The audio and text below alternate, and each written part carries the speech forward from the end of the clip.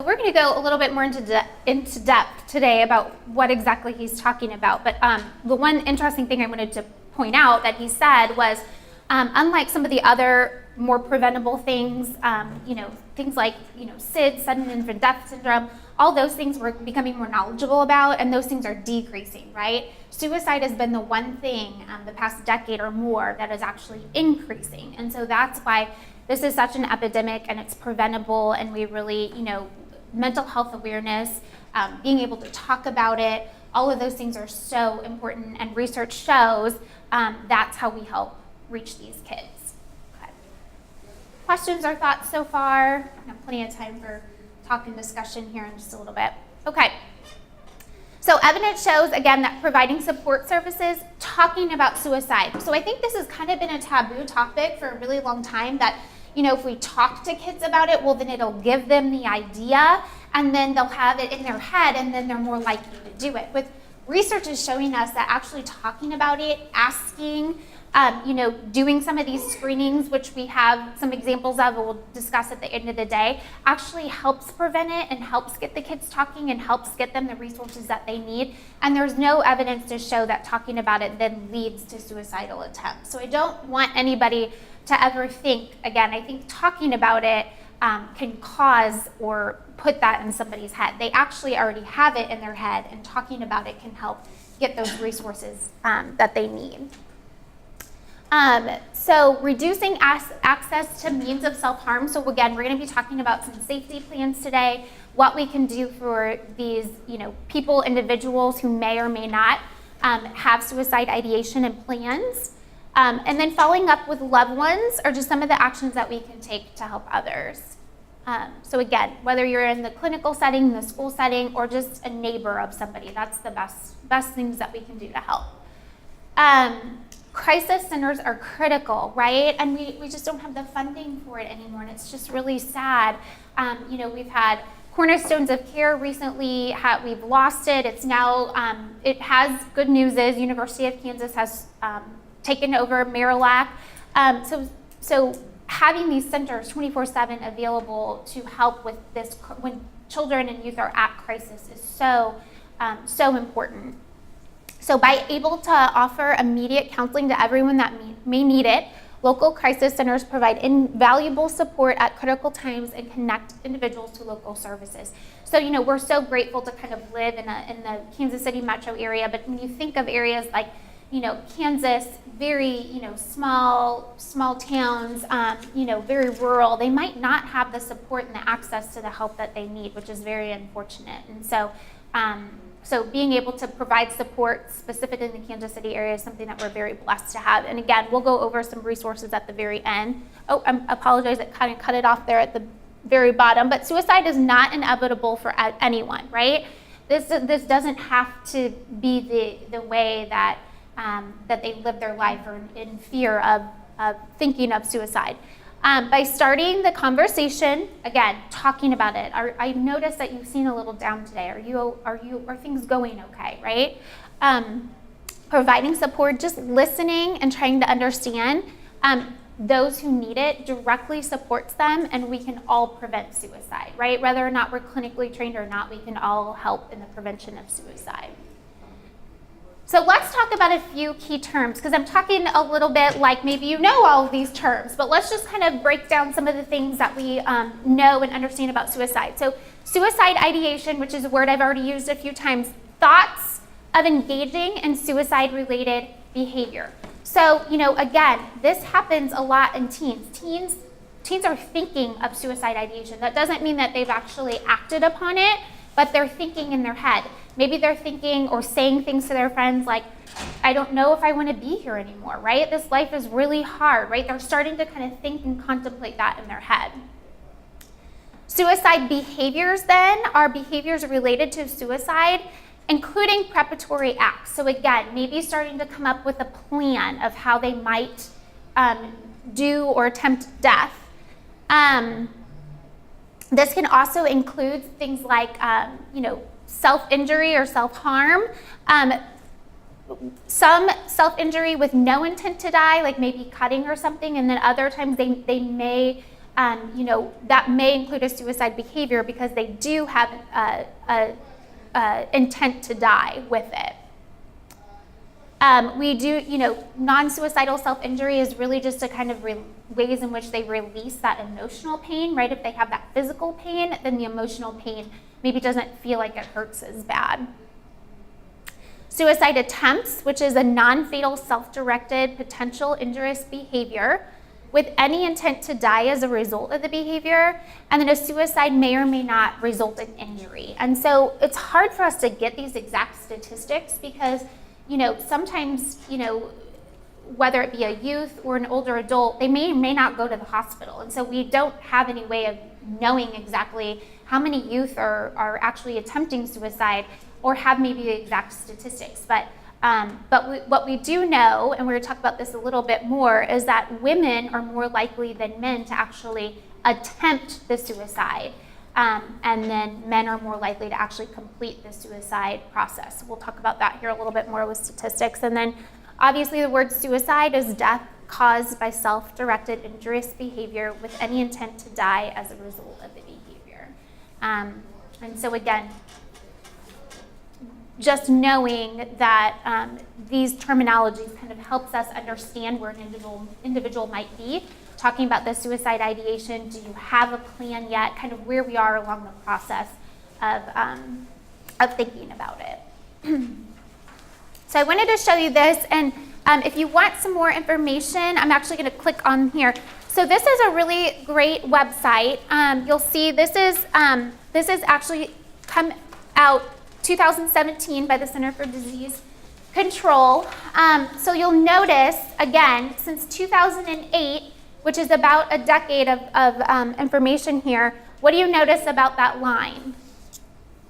It's definitely not decreasing, right?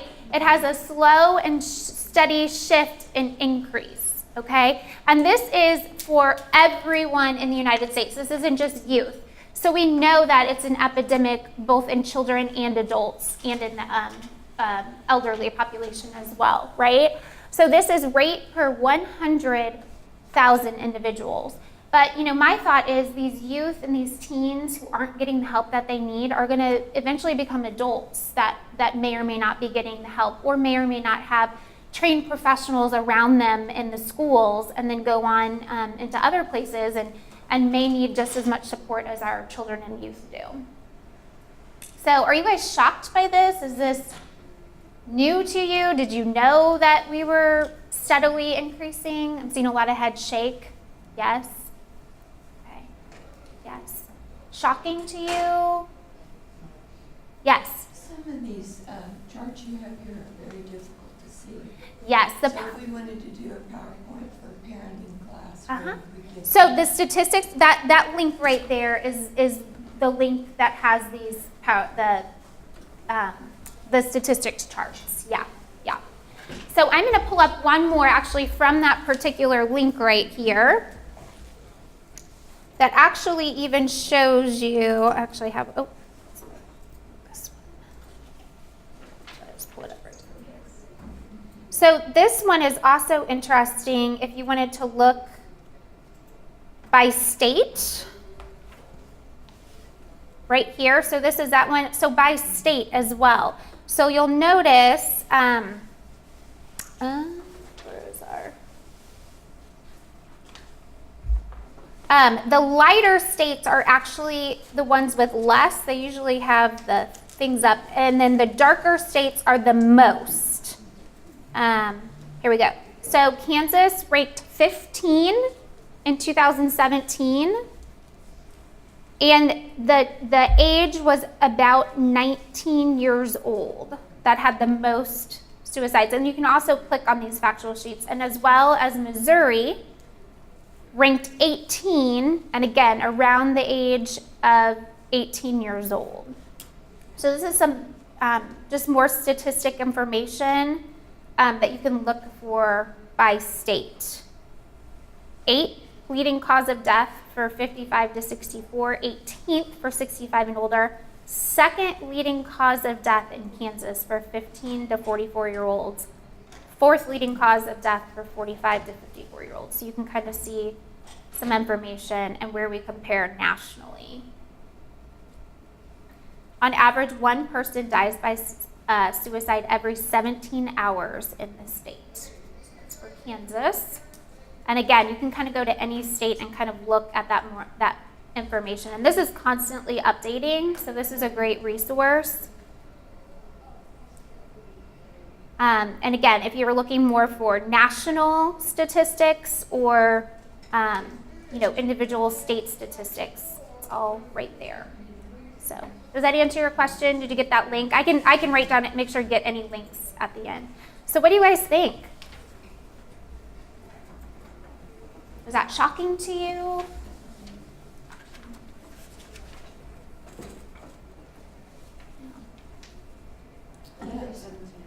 Every 17 hours really puts it into perspective, right? At least one every day, sometimes two people will die by suicide in the state of Kansas. Yeah.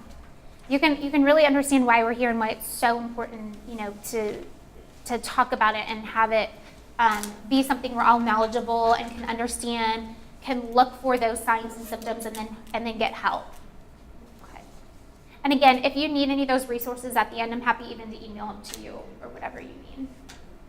Okay, so a little bit more, again, this is nationally, so not specific to the state of Kansas, and I apologize again because I know you obviously can't see them on your slide, but this blue one right here is under 20 years old, but you'll notice from even 2010 to 2015, it has increased pretty steadily, okay? So those are by the 100,000s within the age group, okay? The red one is going to be ages 20 to 34, so you've noticed a sharp increase on that one just within the recent 5 years. The green, right here, this lime green one, is ages 35 to 44. Again, a pretty sharp increase within the last 3 years. 45 to 64 is this purple one, and that one's stayed a little bit more steady, as well as this is 85 and older. And then the blue one is 65 to 84, and that one as well has stayed a little bit steady. So it's interesting that the older adults, 45 and up, have stayed steady, but then our younger population have had a sharp increase in about the past 3 to 4 years. Yes? What is that statistic for the 85-year-olds? What? I'm sorry, I didn't hear you. The statistic for the 85-year-olds? 85 and older? Yeah. What was it? Oh, I'm sorry. What was it? It's right around here. It's about 20. So that would be per 100,000. So, and that was from about 2013 to 2015. It's pretty much stayed about the same. And it's right about a little over the 20, I would say. Thank you. Mm-hmm. Okay, so I have this article as well with a little bit more statistics. So we're kind of just talking about the statistics again, just more reasons as to why we are here. Okay, this one up already. And we're going to kind of move on to this a little bit more, but suicide ranks among the 10th leading cause of death in the United States. Again, 8th in Kansas. I'm going to give you a lot of information, kind of overload, but you'll remember it. And about 45,000 suicides in the United States in 2016, okay? So we're going to talk about these specifically here in just a minute. So these are kind of the warning signs, which is probably one of the most important reasons why we're here today. And we're going to kind of continue on. In just a little bit, we're going to watch a few more videos. And I don't know about you, as we don't know the why piece, but I'm kind of curious as to some theories as to maybe why this is happening. And so we're going to kind of talk about that here in just a few minutes as well. So again, almost 6,000 reported suicides in youth ages 10 to 24. The youth suicides make up about a little over 13% of suicides in the U.S. So second leading cause of death for 15 to 24-year-olds. Preventable, right? Preventable. Okay. So again, I kind of asked you earlier if you knew more of the statistics. So this is, I feel like, a very shocking chart right here. So green is male, orange is female. So if you were to answer this question, which was one of my questions before, which gender is more likely to actually die by suicide, ages 10 to 24 years old? It's shockingly what? Males, right? So around 10 and 11, even about 12 years old, it's about even between male and females, right? And so this is not suicide ideation, this is not suicide attempt, this is actual suicide, right? The death by taking one's own life with the intent to. But around the age of 13, well into 24 years, males completely take over the statistic range over females. So if I were to ask you, who is more likely in youth to actually commit suicide? Is it females or males? Males, by a lot, okay? So males are at most risk, and we'll kind of talk about maybe the why to that. So this is single years in age and then the rate by suicide. Are you guys shocked by that? Are you a little bit? I think for me, the shocking part is just by how much. I mean, it's almost 5 times more likely for a male to actually commit suicide than a female, especially when you get up into the early 20s. Okay. So we also talked about the gender piece, but also the ethnicity piece, and never to stereotype or anything, but what statistics show us is that suicide rates, and this is 15 to 24-year-old specifically. We have American Indian, about 21%, white, about 13.4%, Asian or a Pacific Islander, about 10%, a little over. Black or African American is about 8%, and Hispanic is about 8.5% in youth.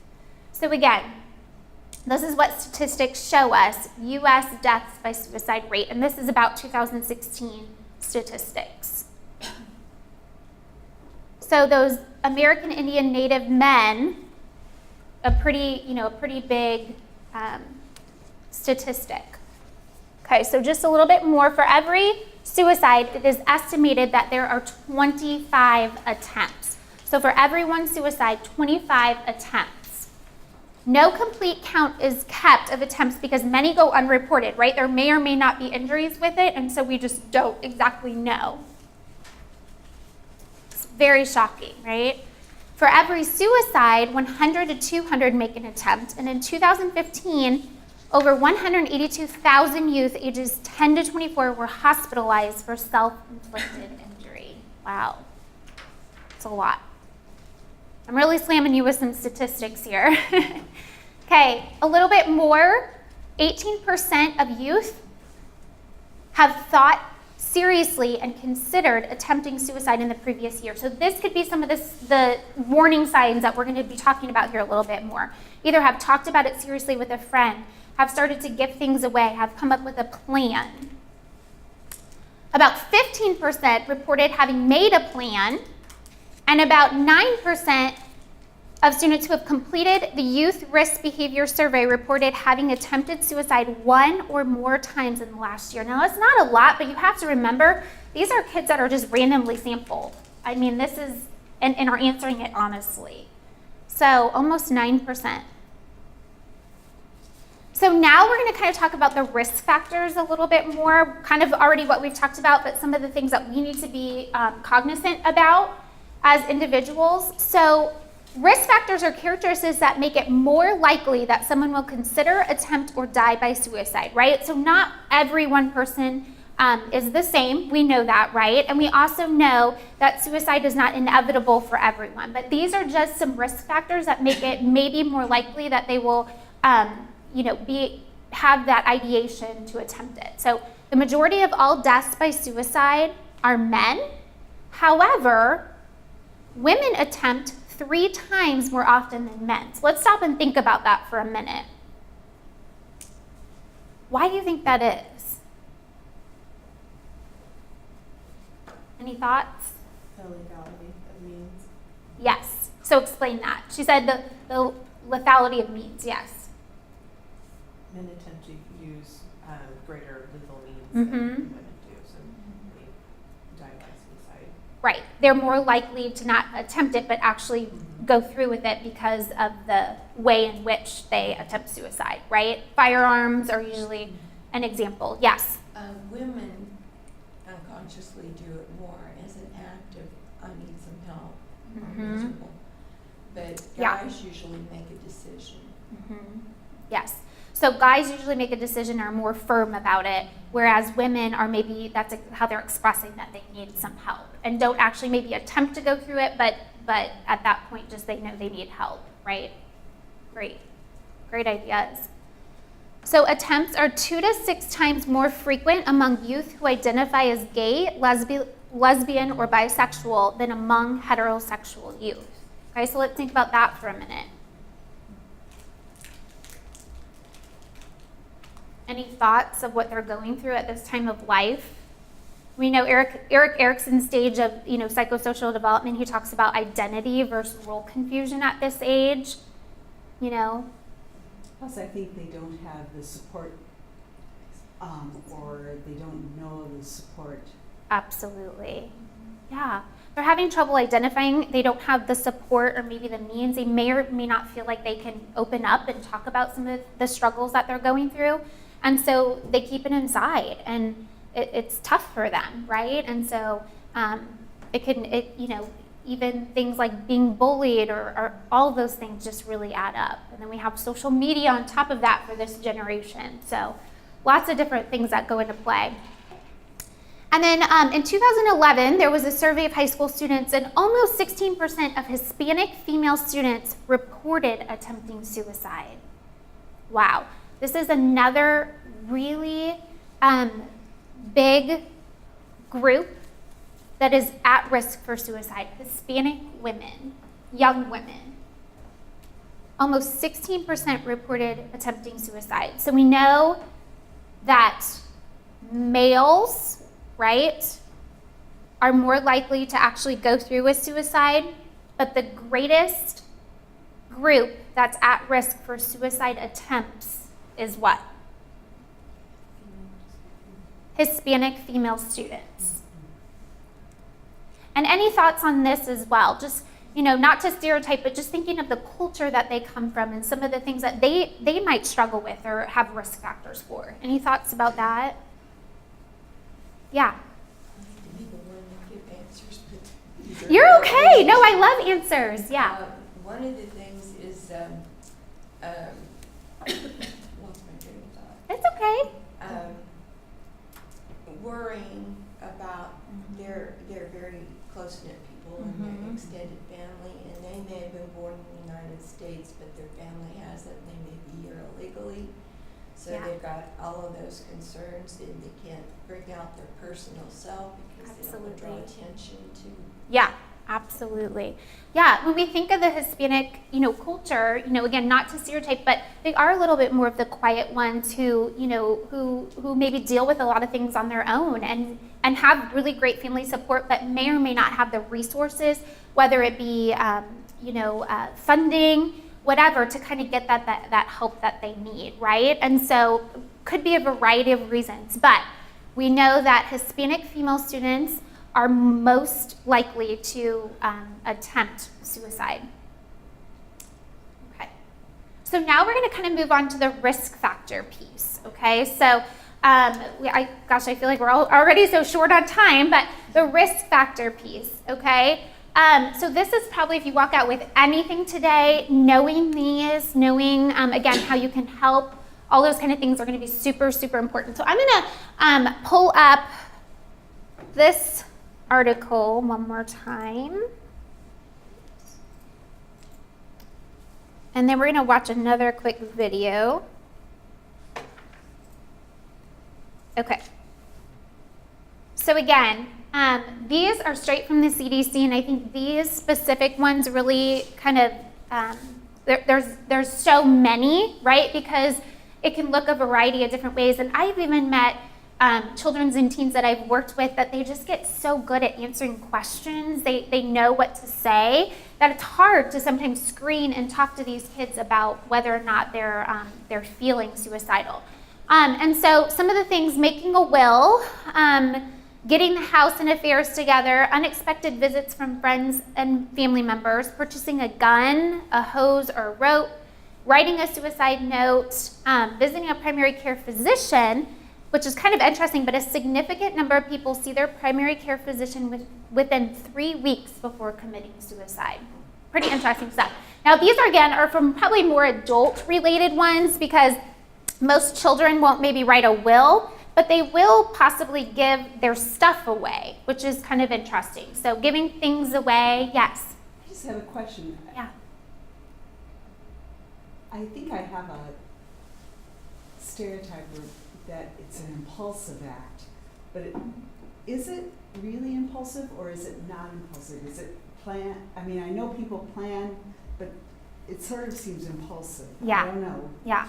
You know, I think in the sense of, and I don't have that exact answer for you, but in the sense of impulsive thing, you know, I think that they've obviously thought about it for a very long time, but the actual act of doing it is usually a little bit more impulsive, especially with youth, because when we think of their brain development and that frontal lobe not being completely developed until the age of 20 or more now, I mean more really, you know, things are a lot more impulsive at that age. And so we don't really quite have that like red, go to yellow, go to green button. And so for youth, what statistics show us is that it is a lot more of an impulsive act, where if they think about it, they'll more impulsively do it.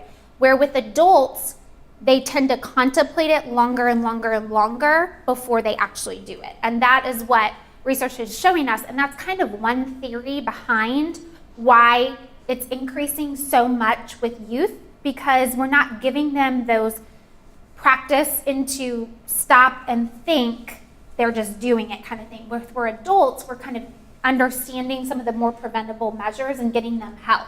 So that's one kind of theory behind why it's increasing so much with youth and maybe slowing down a little bit more with adults. Does that make sense? Yeah.